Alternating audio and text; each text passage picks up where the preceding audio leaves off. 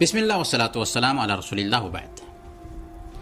ماں باپ کے ساتھ حسن سلوک کے راستے میں رکاوٹ بیویاں بنتی ہیں، اور پھر ساس کا بھی مسئلہ آتا ہے اور بیٹے کا بھی مسئلہ آتا ہے۔ تو بیوی، ساس اور بیٹا اگر یہ تینوں سدھر جائیں تو گھر خوشگوار بن جاتا ہے، اور اگر ان تینوں میں سے کسی کے اندر کوئی شرعی مخالفت پائی جاتی ہو، شریعت کے مطابق نہ چلتے ہوں، تو پھر مسائل پیدا ہوتے ہیں۔ تو ہر ممکن کوشش یہ کرنی چاہیے بیوی کو کہ شوہر کا دل رکھنے کی کوشش کرے اور اپنی ساس کی بھی خدمت کرے۔ وہ یہ سوچے کہ جیسے میری ماں ہے ویسے ہی میری ساس ہے،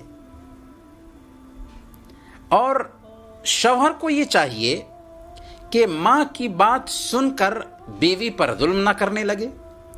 اگر والدین تیز مزاج ہوں تو خواہ مخواہ ان کے سامنے اپنی بیوی سے محبت کا اظہار نہ کرے۔ بیوی کے ساتھ بھی شوہر کو چاہیے کہ وہ اچھا گمان رکھے، اس کے خلاف والدین کی باتوں کا ایکشن نہ لے بلکہ اس کی تحقیق کر لے، اور بیوی کو بھی اپنے والدین کی اہمیت کا احساس دلائے۔ اگر بیوی کو اپنی والدین کی اہمیت کا احساس دلائے گا تو اس کی بیوی کو بھی اپنے ساس اور سسر کی اہمیت کا احساس ہوگا، اور وہ یہ بتائے کہ ہم ان کی نافرمانی برداشت نہیں کر سکتے۔ جس طرح تم اپنے والدین کی اہمیت کو سمجھتی ہو ویسے ہی ہمارے یہ والدین ہیں۔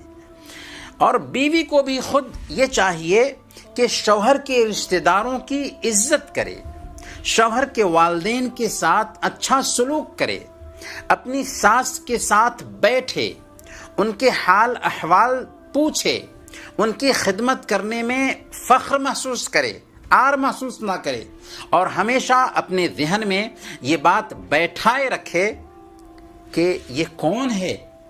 یہ میرے شوہر کی ماں ہے جس نے میرے شوہر کی پرورش کی ہے، 9 مہینے تک اپنے پیٹ میں اٹھائے رکھا ہے، اس کی خاطر ہر طرح کی پریشانیاں جھیلی ہے، یہاں تک کہ آج وہی ہمارا شوہر بنا ہے۔ تو اگر یہ پچھلے احسانات کو ایک بیوی یاد رکھے گی تو ظاہر سی بات ہے کہ وہ احسان فراموش نہیں بنے گی، بلکہ یہ سوچے گی کہ آج ہمارا جو شوہر ہے، اس شوہر کو بنانے میں اس کے ماں باپ کا رول رہا ہے۔ اس طریقے سے ازدواجی زندگی بحسن و خوبی اچھے طریقے سے گزرے گی۔